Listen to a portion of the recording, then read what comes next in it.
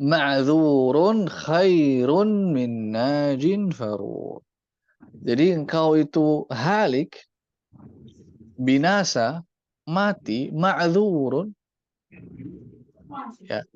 Karena ada uzur, uzurnya apa? Berperang, ikut perang, khairun, lebih baik, min najin farur, dari orang yang najin, yang selamat, tapi apa? Farur, ya.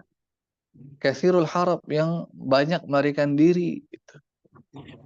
Ya, artinya apa? Orang yang wafat karena dia berperang itu jauh lebih mulia, jauh lebih hebat ketimbang orang yang selamat tapi kabur mulu dari perang, nggak mau ikut perang. Ya. Kemudian innal hadara la yunji minal qadar. Ya. Sesungguhnya al-hadar maknanya al-khauf. Ketakutan itu la yunji minal qadar. Ketakutan itu tidak akan menyelamatkan dari apa-apa yang sudah ditakdirkan. Ya, jadi antum takut atau tidak takut, kalau memang sudah waktunya mati akan mati. Ikut atau tidak ikut, kalau memang waktunya masih hidup ya akan hidup setelah peperangan. Jadi nggak usah khawatir, ya, di khutbah itu disampaikan, udah kita tahu kok, sama-sama tahu. Semua akan mati pada akhirnya, cuma lihat matinya di mana, gitu. Wa inna sabra min asbabil dhafar. Kesabaran itu adalah salah satu sebab-sebab kemenangan. Ya, dan memang kesabaran itu tidak ada batas. Dan orang-orang yang mau sabar itu insya Allah biasanya hasilnya akan maksimal. Sama seperti antum sekarang apa? Bersabar. Sabar apa? Sabar capek untuk belajar. Dari pagi sampai siang, nanti ada lagi seterusnya. Ya. Tapi itu sebab-sebab apa? Orang-orang akan menang dan jadi orang besar di kemudian hari. Insya Allah. Al-maniyatu walad-daniyah. Kematian dan bukanlah daniyah, bukanlah urusan atau perbuatan yang remeh-temeh. Jadi beliau mengisyaratkan apa? Al-maniyah, kematian. Itu jauh lebih baik dan menjadi tolak ukur utama ketimbang apa? Ad-daniyah. Ya, istilahnya hal-hal yang remeh-temeh yang tidak ada nilai. Istiqbalul mauti khairun min istidbarih. Tuh. Menyambut kematian itu jauh lebih baik ketimbang membelakanginya, alias apa, menjauhinya, alias kabur. Padahal nggak mungkin bisa. Kalau udah takdirnya mati ya akan mati juga, ya. Tapi lihat, kalau kita dikasih pilihan, kita sama-sama mati. Tapi antum pilih mau mana? Mati menghadapi peperangan dengan gagah berani, atau mati nggak pernah ikut perang karena kabur dari perang, tapi ujung-ujungnya juga akan mati. Itu akan ikut berperang, ya. Wata'nu fi thugarin nuhuri akramu minhu fil a'jazi wa dhuhur. Ya, jadi at-ta'an, tikaman, fi thugar, di bagian, jadi di dada itu teman-teman, antum kalau pegang, bagian atas dada itu ada yang agak ke dalam, ya, yang nyambung dengan tenggorokan. Di tengah-tengah itu tuh kayak ada lubang kan? Antum tahu ya? Coba pegang masing-masing, ya. Nah, di situ. Nah, tikaman di sini, di lubang ini itu jauh lebih mulia, jauh lebih mulia, ya, dibandingkan apa? Dibandingkan sugarin nuhur, ya, di bagian eh, dibandingkan lubang kecil.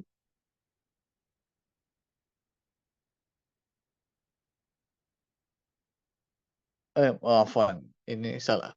Jadi ataan di lubang kecil itu jauh lebih mulia ketimbang apa? Ataan di a'jaz wa dhuhur. A'jaz itu, mohon maaf, bagian belakang laki-laki atau perempuan, bagian belakangnya. Itu a'jaz. Ya, ya. Jadi ini maksudnya. Kemudian wadzuhur, zuhur itu artinya punggung. Itu masih punggung. Maksudnya apa? Begini. Ketika ada musuh kita yang terkena atau menyerang kita dan pas mengenai bagian atas dada kita, artinya persis di bawah leher itu ada lubang kecil itu, artinya mengenai itu, ya. Lalu di kondisi lain ada yang mungkin kena bagian belakangnya, mohon maaf, bagian belakangnya putra atau laki-laki ataupun punggungnya. Itu punya makna, teman-teman, ya. Kalau yang dikenai itu bagian depan itu mengisyaratkan bahwasanya orang itu pemberani. Sampai apa? Tikamannya ada di depan. Itu dia pemberani.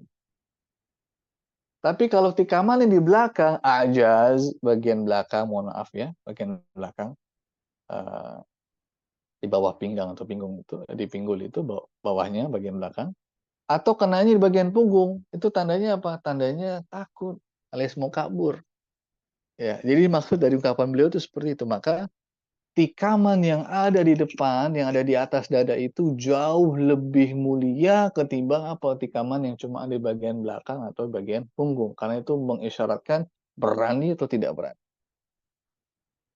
Ya ala Bakr, wahai jamaah Bakar, qatilu, berperanglah, majulah istilahnya. Fama lil manaya min bud. Karena kematian itu adalah sebuah keniscayaan.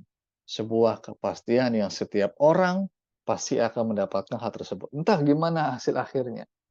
Ya, seperti itu. Jadi ini makna yang ada di dalam khutbahnya Hani Ibn Qabisa Asy-Syaibani. Nanti insya Allah pekan depan kita masuk ke oh, satu lagi biar kita selesaikan ya. Ada tinggal dikit biar nanti pekan depan masuk ke ini pelajaran yang kedua aja. Siapa yang membaca nih, yang Putri? Tanian. Nanti habis itu kita buka tanya jawab. Al-wasaya. Silakan Saudari Nuril. ثانيا الوصايا التعريف الوصايا جمع وصية والوصية هي النصيحة التي يوجهها الإنسان إلى آخر عزيز عليه كولده أو أخيه لاتباع أمر حسن أو اجتناب أمر سيء وهي أكثر إيجازا من الخطب في الغالب. Baik, kemudian contoh nasr yang kedua setelah al-khutbah atau al-khutab adalah al-wasaya. Al-wasaya adalah bentuk jamak dari al-wasiyah. Jadi wasiat dalam bahasa Indonesia kita itu diambil dari bahasa Arab. Wasiyah, ya. Nah, apa itu wasiyah? Apa itu wasiat? Hiya an-nasihatu allati yuwajjihuha al-insanu ila akhar azizin alaih. Wasiat itu adalah nasihat yang penuh ketulusan yang disampaikan oleh seseorang kepada orang lain yang punya arti dalam kehidupannya. Jadi sejatinya teman-teman, orang yang memberikan nasihat kepada kita itu dia orang yang peduli, orang yang sayang, orang yang cinta sama kita. Kenapa? Ya kalau nggak ada perhatian, nggak ada sayang sama kita, ngapain dia capek-capek kasih nasihat kan? Karena nasihat itu kan pasti sesuatu yang baik. Nggak mungkin nasihat itu sesuatu yang buruk. Nasihat yang baik supaya apa? Kehidupan kita jadi lebih baik. Nah, hal ini ternyata bagian dari sastra. Jadi ketika antum ngasih nasihat, ngasih wejangan ke orang lain, itu tandanya perhatian. Nah, contohnya apa? Nasihat dari kawaladihi au akhi, dari orang tua kepada anaknya atau kepada keluarganya, ya. Contohnya seperti itu. Dari kakak ke adik, ayah ke anak, ibu ke anak, dari guru ke murid, ya dan seterusnya. Untuk apa? Littiba'i amrin hasan.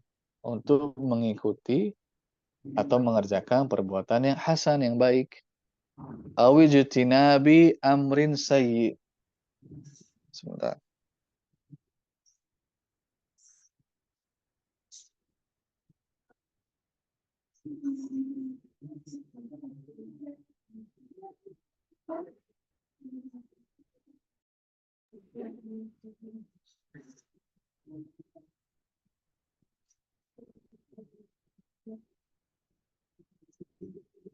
Ya. Atau yang kedua, awijtinabi amrin sayyi, atau nah ini salah. Eh, oh sudah benar. Atau menjauhi perkara yang buruk. Jadi namanya nasihat itu pasti apa? Ikuti yang baik, jauhi yang buruk. Gitu. Dan kita orang-orang Muslim itu banyak butuh nasihat. Dan tidak mesti orang yang memberikan nasihat itu harus betul-betul apa? Sempurna, tidak ada celah dan cacat. Enggak. Ya, jadi jangan sampai saya nggak mau kasih nasihat, saya ini mungkin penuh dosa atau penuh kekurangan. Enggak, sampaikan nasihat. Tidak ada kerusuhan. Sekarang siapa manusia yang sama sekali tidak punya aib, tidak punya dosa? Enggak ada. Enggak ada yang sempurna di kehidupan kita. Ya, jadi jangan ragu memberikan nasihat. Ya, meskipun mungkin kita tidak dianggap nasihatnya atau enggak digubris, itu lain cerita. Yang penting antum sudah memberikan apa yang harus antum berikan. Kemudian wahiyya aktsaru ijazan minal khutabi fil ghalib. Yang namanya wasiat itu lebih ringkas, ya. Lebih ringkas, lebih pendek ketimbang apa? Ketimbang khutbah. Simple aja, ringkas. Ya, dibanding khutbah yang mungkin agak panjang. Ya, ini pengertian dari al-wasiyah. Akmili dilanjutkan asbabuha, asbabu zuhuriha, ya. Nah, Asbabuha wa mawadhi'uha. Alif asy'uru bil maut. Fayusi al-maridu aqribahul aqrabin bima yanfa'uhum. Ba al-farqu awis safar. al al-firaq. Al-firqu awis safar. Fayusil abu auladahu inda safarihi. Nah, sekarang apa sebab dan di mana tempat biasanya orang itu berwasiat? Disebutkan ada dua, asy'uru bil maut. Jadi merasakan dekatnya waktu kematian atau ajal kematian. Ya, seperti apa? Seperti wasiat ini disampaikan oleh orang yang sakit kepada sanak kerabat terdekatnya dengan hal-hal yang positif. Ya, ketika orang akan meninggal dunia, itu biasanya saling berbagi wasiat. Harus gini, harus gini, harus gini. Yang kedua al-firaq, awis safar, ketika kamu berpisah atau kamu bepergian. Antum akan bepergian, misalkan nanti jauh-jauh ke Jakarta, ada wasiat biasa dikasih orang tua dan segala macam. Itu ingat baik-baik. Ya, misalkan fayusil abu auladahu inda safari. Misalkan wasiat yang disampaikan oleh seorang ayah pada anaknya ketika anaknya mau safar. Ya, dan ini salah satu hal yang indah ketika ada orang memberikan wejangan atau wasiat kepada kita. Ya. Jadi hari ini sampai sini dulu teman-teman. Ada yang mau tanyakan sebelum ditutup? Ustaz, ini yang Afwan Ustaz, yang rekam satu orang aja yang bisa Ustaz. Harusnya bisa lebih dari satu, tapi harus bicara dulu siapa, karena nanti kita kasih akses. Ya, maksudnya Ana udah coba kan, karena pelajaran kayak nanti kan Ana berbenturan dengan jadwal sholat Ustaz, jadi nggak bisa ikut semua kan, jadi Nanti kalau yang kedua, nanti minta kalau lagi. dapat, Iya, jadi dari awal langsung kasih tahu di grup. Maksudnya begini, jadi supaya nggak, kalau yang putri kan sudah ada yang milih. Saudari Zahra Rehana itu sudah siap membantu. Makanya setiap mulai langsung dapat izin. Nah, tapi yang putra belum ada. Kalau ada yang mau terus-terusan bantu rekam, nggak apa-apa, sebut aja namanya, nanti langsung dikasih izin gitu. Karena kalau dia nggak kasih tahu, kita nggak kasih izin rekam gitu. lah, Kalau lah Ustaz. antum siap, misalkan selalu siap ini, nanti dikasih. Jadi nanti dua, seperti yang kita harapkan, satu putra, satu putri begitu. Lah, maksudnya Ana minta tolong juga, maksudnya ke Ifwa kan, Heeh. siapa? Ada nggak yang putra yang mau bantu? Bisa nggak teman-teman yang putra? Mudah-mudahan sih ada ya, karena harusnya ada. Jadi supaya bisa apa, didengarkan kalau yang nggak bisa ikut gitu. Tapi kalau misalkan nanti terpaksa memang cuma ada yang putri, nanti coba dikoordinasikan dengan pihak